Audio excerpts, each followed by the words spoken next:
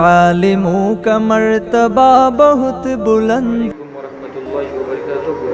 میں امید کرتا ہوں آپ خیر و عافیت سے ہوں گے۔ اہل خانہ کو اور پوری امت مسلمہ کو سدا خوش رکھے، آباد رکھے۔ میرے دوستو، آج میرے ایک رفیق محترم جناب صاحب جو فی الحال زیر تعلیم ہے، المہد العالی نے اپنے اسٹیٹس میں ایک بہت پیاری بات لگائی ہے۔ میں چاہتا ہوں وہ بات ہو سکتا ہے آپ کو اس سے فائدہ ہو جائے۔ وہ بات یہ ہے کہ ایک شخص جو اور وہ شیخ زکریا رحمۃ اللہ علیہ کے خلیفہ تھے، وہ حضرت شیخ یونس جونپوری رحمۃ اللہ علیہ کے پاس آئے اور حضرت سے فرمانے لگے، حضرت مجھے ایسا لگتا ہے کہ میرا رب مجھے کوئی عمل بتا دیجیے اور میں وہ عمل کروں، پھر میرا رب مجھ سے راضی ہو جائے۔ تو شیخ یونس رحمۃ اللہ علیہ رونے لگے اور فرمایا کہ کہاں میں ایک ادنا سا آدمی اور کہاں آپ؟ تو حضرت فرمانے لگے، نہیں حضرت، آپ کو اللہ نے علم و تقوی سے نوازا ہے، لہذا آپ مجھے کوئی عمل بتا دیجیے۔ تو حضرت شیخ یونس رحمۃ اللہ علیہ نے فرمایا کہ مدینہ والے کو راضی کر لو، رب راضی ہو جائے گا۔ تو وہ شخص نے فرمایا وہ کیسے راضی ہوگا؟ تو حضرت شیخ یونس رحمۃ اللہ علیہ نے فرمایا دو کام کر لو، نمبر 1 درود شریف، نمبر 2 نبی کریم صلی اللہ علیہ وسلم کی سنتیں تلاش کر کے اس پر عمل کرو۔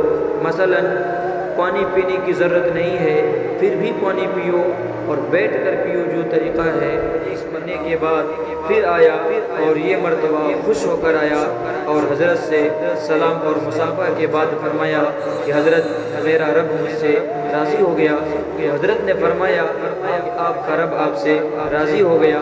تو وہ شخص فرمانے لگا کہ مجھے ایسے پتہ چلا کہ پہلے میرا عبادت میں دل نہیں لگتا تھا، ذکر و اذکار میں دل نہیں لگتا تھا، تلاوت میں دل نہیں لگتا تھا، اب الحمدللہ ثم بھی دل لگتا ہے، عبادت میں بھی دل لگتا ہے، ذکر و اذکار میں بھی دل لگتا ہے اور دل میں بے چینی نہیں ہے، ایک سکون کی کیفیت طاری ہے۔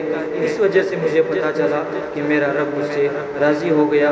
لہذا اسی کو قرآن کریم میں اللہ تبارک و تعالیٰ نے فرمایا قل ان کنتم تحبون اللہ فاتبعونی یحببکم اللہ ویغفر لکم ذنوبکم۔ یہ ہے کہ اللہ یہ فرماتے ہیں اگر تم یہ چاہتے ہو کہ میں تم سے محبت کروں تو اس کے لیے ایک راستہ ہے، وہ یہ کہ تم ہمارے نبی جناب محمد رسول اللہ صلی اللہ علیہ وسلم کے بتائے ہوئے طریقے کو اپناؤ اور اپنی زندگی میں مکمل طریقے پر داخل کرو، تب جا کر کے اور جب رب راضی ہو جائے گا تو ہماری دنیا بھی بن جائے گی اور ہماری آخرت بھی بن جائے گی، جو اصل زندگی ہے، اور ہماری عزت بھی ہوگی۔ آج مسلمان ذلت و رسوائی کا سامنا کر رہا ہے، اس کی کیا وجہ ہے؟